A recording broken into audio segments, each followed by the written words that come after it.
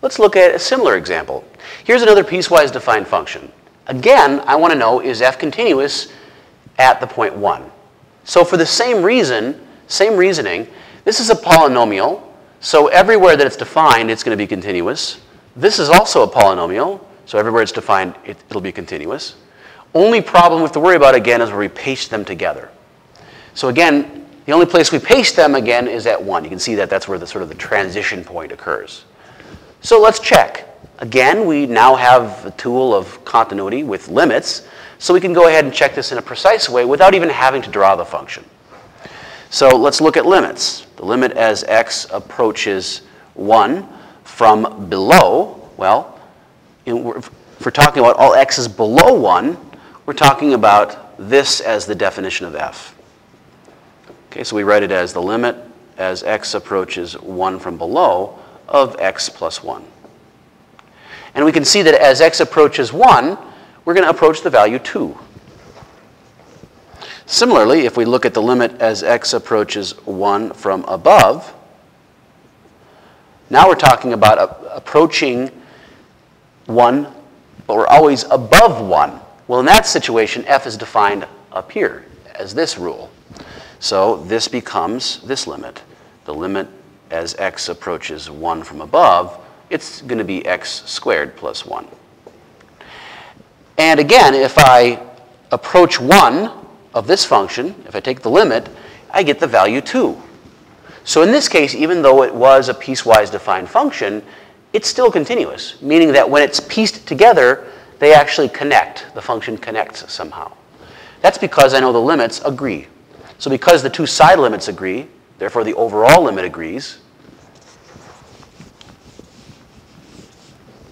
So the limit exists.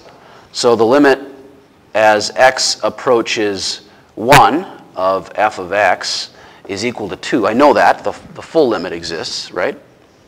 The only other question I have to check, just to be sure, is that second condition for continuity, right? I have to check that, in fact, f at 1 is really equal to 2. Is it? Well, let's see. If I want to put in the value 1, this is what it's defined as. So if I plug 1 into the part where it exists, look, you get the value 2. So indeed, because it satisfies both of these conditions, yes, it is continuous at the value 1. Let's look at another example. Here again, I have a piecewise defined function. The function is defined as a polynomial in each of its pieces again. And what I want to do is determine whether it's continuous.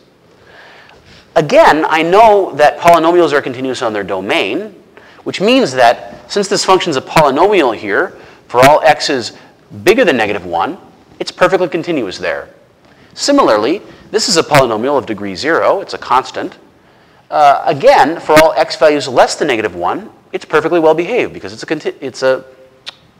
not a continuous, it's a polynomial. Blah, blah, blah. Try again. Okay, try again, okay. Let's look at another example. This time I have a piecewise defined, blah, blah, blah. Let's look at another example. So I've got a piecewise defined function, again, defined as a polynomial in each of its pieces. So that means that the function is perfectly well behaved, perfectly continuous for all x values bigger than -1, and for all x values less than -1. No problem, right? This is a polynomial of degree 2 and a poly of degree 1. So I know they're continuous there. The only problem point is possibly where I paste the two together, where I piece it together. Okay, so I have to check at the transition point. So that's why I have this question. Is f of x continuous at x equal -1? That's the only possible place there may be trouble. So let's check. Again, we look at limits. So the limit as x approaches, now it's -1, and let's go from below of f of x. Well, in this part of the domain, the function is defined as just 1, right? So this can be written as the limit as x approaches -1 from below of 1. But there are no x's over here, so it's always 1. Similarly, if I look at the limit from the other side, go -1 from now above f of x. Again, if I'm always a little bit above -1, the function is defined up here like this because of my rule. So that means this is equal to the limit as x approaches -1 from above. But now the function is defined as x squared. Okay? And as we approach -1, this is going to approach +1. Okay? Well, look, the limit actually exists. In fact, I get the same thing on both sides. These are the same. So the limit exists, right? So is it continuous? Well, certainly the limit exists. Let's write that down. That is, we've just determined that the limit as the full limit as x approaches my trouble point, -1, of my function is equal to 1. Right? So it exists and it's equal to 1. However, we have to check that last condition for continuity. That is, we have to make sure that f at -1 is equal to 1. Right? Otherwise, it's still not continuous. It's missing a point. Well, this function actually does not satisfy this, right? Because, in fact, f does not take on a value at -1. It's, in fact, not defined at -1. So the answer is no here. It's undefined at -1, right? Because I don't have any definition here. There is no definition.